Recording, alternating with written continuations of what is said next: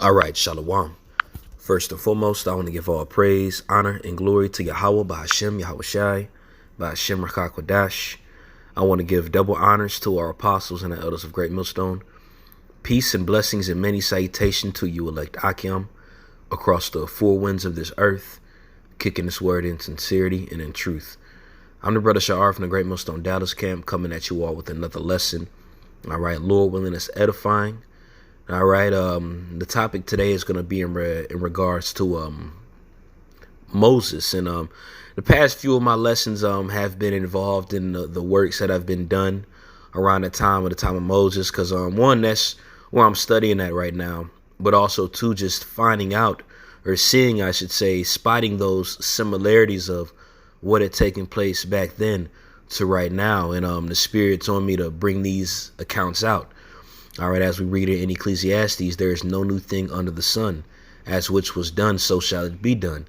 All right, and hey, as we always talk about it, we're living in Egypt all over again, waiting to be delivered out of Egypt, okay, which is spiritual America. Well, since we're living in Egypt all over again, the things that had taken place in ancient Egypt are surely going to take place here within America, modern day Egypt, in a very similar way, form, of fashion.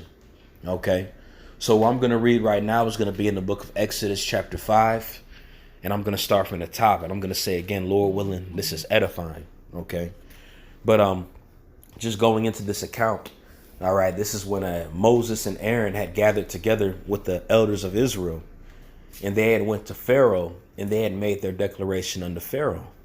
All right, now the reason why I wanted to bring this part out, because just as Moses and those elders of Israel, all right, those chief men, I should say, of Israel, went to Pharaoh and made a declaration unto Pharaoh of the things that was going to happen unto Egypt. All right, if we weren't able to get let go, we are put in that same situation as Moses, Aaron, and the rest of those men that went up to Pharaoh and made that declaration. All right, we're publishing the words that Yahweh Ba'ashem Yahweh Shah had told us to declare. Just as Moses and Aaron and those elders were commanded, all right, to go to Pharaoh and say X, Y, Z in the fashion that it was supposed to, we're supposed to do the same exact thing. And that's what we're doing through the Spirit. Okay, so I just wanted to bring that part out, and I'm going to read and I'm going to go into this. But this is Exodus chapter 5, verse 1. And afterward, Moses and Aaron went in and told Pharaoh, Thus saith the Lord God of Israel, Let my people go, that they may hold a feast unto me in the wilderness. And Pharaoh said, Who is the Lord, that I should obey his voice to let Israel go? I know not Yahweh, neither will I let Israel go. All right, now putting yourself in the shoes of the people that are there, you have Pharaoh, all right, who was the highest ranking person in the land of Egypt. He was the king. And when you research going into the different pharaohs, not only did they consider themselves the kings, but they even believed in their own minds that they were gods. They called themselves children of the sun. Okay. And they pretty much, the people believed that Pharaoh would hold conversations with the Egyptian gods and everything. So Israel and I should say Moses and Aaron is talking to a very high-minded person who thinks they're just on top of the world. So when they hear about the God of Israel, all right, which this particular Pharaoh didn't know about the God of Israel. All right, now the God of Israel, Yahweh, by Hashem Yahweh Shah, his works were done even before that. And there were ancient pharaohs that experienced and witnessed his power. All right, you can go into Genesis, I believe, the 12th chapter, around the time of Abraham when he went to Egypt. You know, but this particular Pharaoh didn't know, because when you read about it, and Moses had went back to the land of Egypt, there was a new Pharaoh, and all the people that knew about how Moses had killed that Egyptian were died off. They died. Okay. But Moses and Aaron is speaking to a very proud, high-minded person. And after they had told him the things that the Lord was going to do, he still ceased to let Israel go. Okay. And it says, and they said, the God of the Hebrews had met with us. Let us go, we pray thee, 3 days' journey into the desert, and sacrifice unto Yahweh our God, lest he fall upon us with pestilence or with the sword. Now, the thing to remember When we were in Egypt, living under the rule of the Egyptians, one thing that we weren't able to do, at least consistently, was sacrifice unto the Lord. And well, ultimately through sacrifice, that was a way that we were able to communicate with the Lord and keep that close bond relationship that we had with him. We had it through sacrifice. That's why it was commanded for us to go out there while we were freed and hold a feast unto the Lord and sacrifice unto him. All right. We weren't really able to do that around the time of Egypt. And we see why it took so long for the Lord to actually intervene, which we ultimately know too. He was letting everything accumulate up, letting all those seeds be fulfilled, but at the end of the day, there's a lot of reasons why. At the end of the day, we ain't the Most High, but we know sacrifice has a lot to do with our personal relationship with the Lord. And due to the lack of sacrifice we were doing, Israel didn't have that close relationship with the Heavenly Father. All right. But Most High had that relationship with Moses and Aaron. All right. It says in verse 4, and the king of Egypt said unto them, wherefore do ye, Moses and Aaron, let the people from their works get you to your burdens. And Pharaoh said, behold, the people of the land now are many, and ye make them rest from their burdens. So pretty much Pharaoh is adamant about no.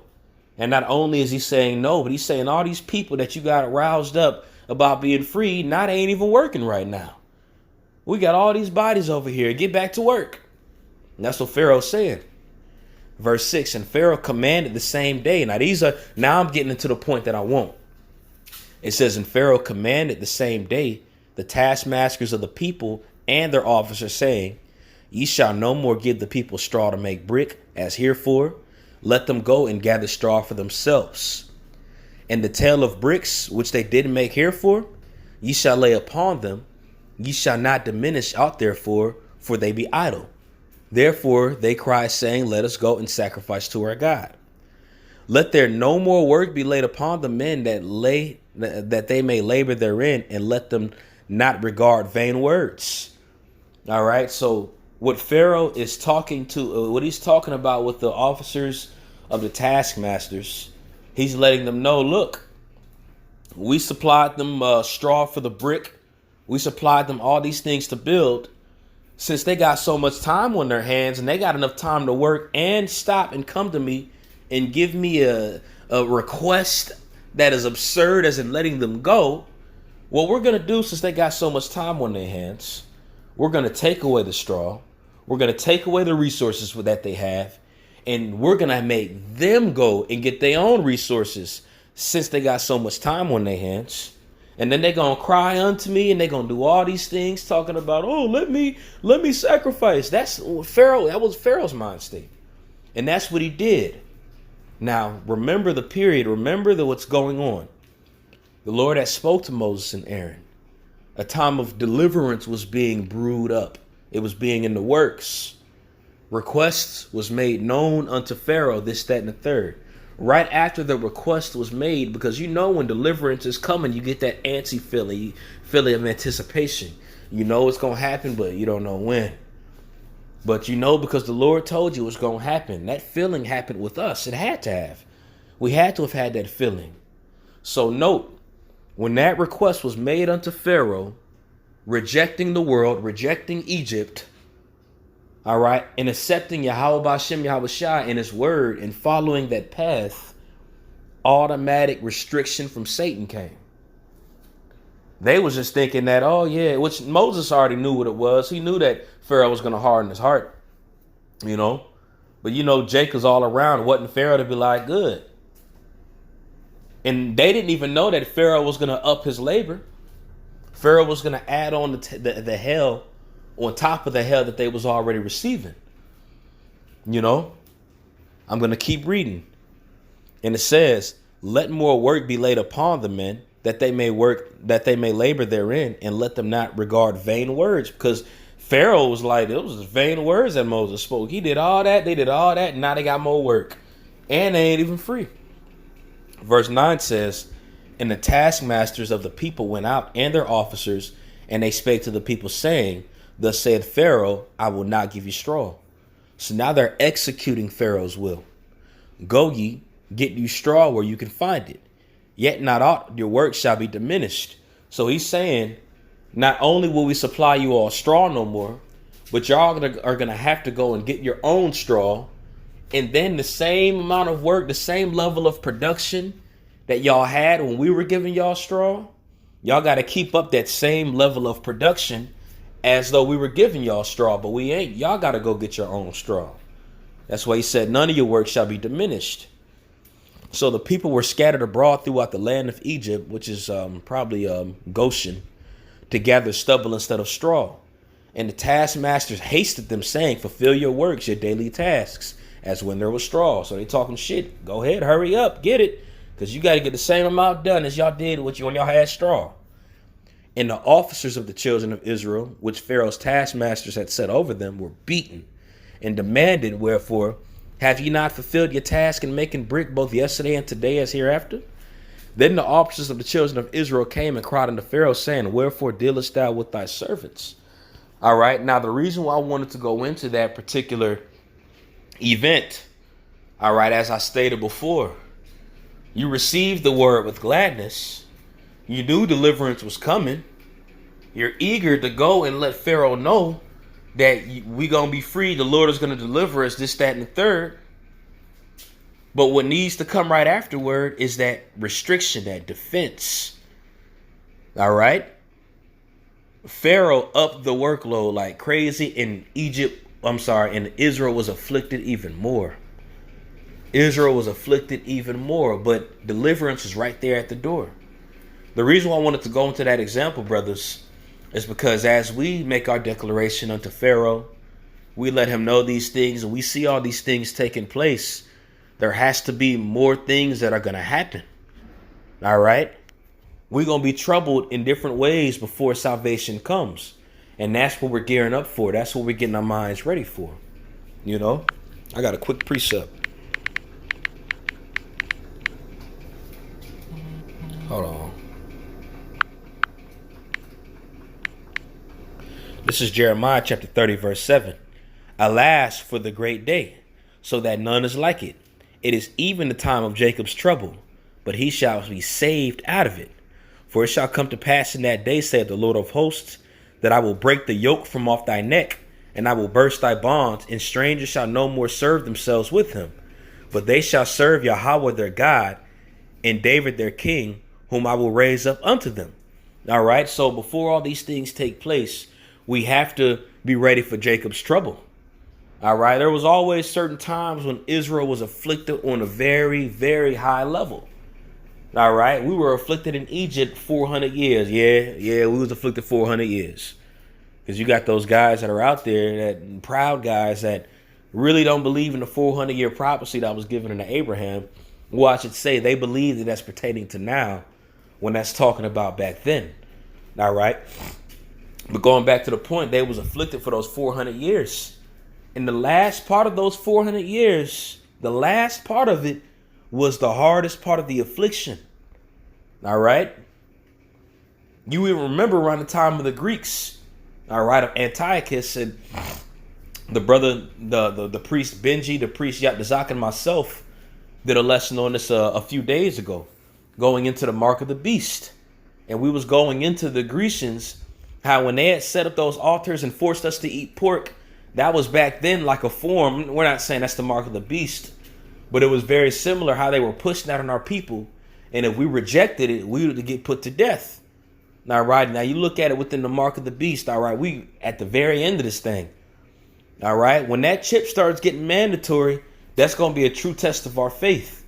All right. But again, going back to the point, before salvation is truly set in, before we experience that, we understand that Satan is going to come harder. All right. Because he has a short time. Just like Pharaoh came harder because he had a short time. All right. So as Pharaoh came harder, the work became more grievous and the affliction became more unbearable or more rigorous. All right. We have to keep constantly reminding ourselves, hey, it's a point where that's going to happen all over again. But we got the Lord on our side. And just as Moses and Aaron were made as those great leaders to help comfort us in the time of trouble, because they were, of course, moved by the Spirit of the Lord. What it was really was the Spirit of the Lord that comforted us. But he used Moses and Aaron to perform his works on the earth. We're coming within those same stead, brothers, starting with the apostles on down. All right. And if we continue to work, he's going to continue to work through us and do mighty things, especially when that time comes and we're going to know how to bear it. All right. We're going to know how to use his knowledge and wisdom, which is going to keep us stable in those times. All right. Just as Moses, whenever he caught hell, the first thing he resorted back to was going back to praying to the Lord, communicating with the Lord. The same thing right now, man. All right. It's going to be a lot more stuff that's going to come. Brother's going to be afflicted more with infirmities. It's going to be more hell to catch. Yahushua spoke about it in Mark the 4th chapter, meeting the measure that he had given unto us. All right. Hey, we believe we the prophets, right? That's a very heavy measure. A very heavy measure. So we're going to have to meet up to it in the same fashion because we talk about it. We got to be about it. All right. When you look at it, you got all these guys that are out here. All right. Guys that are in Israel that claim to believe in the Lord. And mainly I'm talking about you other camps. All right. But these are guys that claim to be believers of the Lord, but they don't have no fear of the Lord. They don't operate as such. They're in the vain glory. They promote themselves in all their videos. They don't promote the glory of Yahweh Hashem, Yahushua. It's all about themselves. When that day comes, a lot of those guys that are out there are going to wish they glorified in the names of Yahweh Yahushua and not themselves. All right. Hey, we need to be about that action, man. The prophets of the Lord are about that action. Not only do they speak of it, but they have to endure through it. And we have examples of what we just read about, man. But it was on my spirit to go into that. I'm going to end it off on that. Lord willing, it was edifying. I want to give all praise, honor, and glory to Yahweh, Bahashem, Yahushai, Bahashem, Rakakwadash. I want to give double honors to our apostles and the elders of Great Millstone. Peace and blessings and many salutations to you, elect Akiam, across the four winds of this earth, kicking this word in sincerity and in truth. Shalom.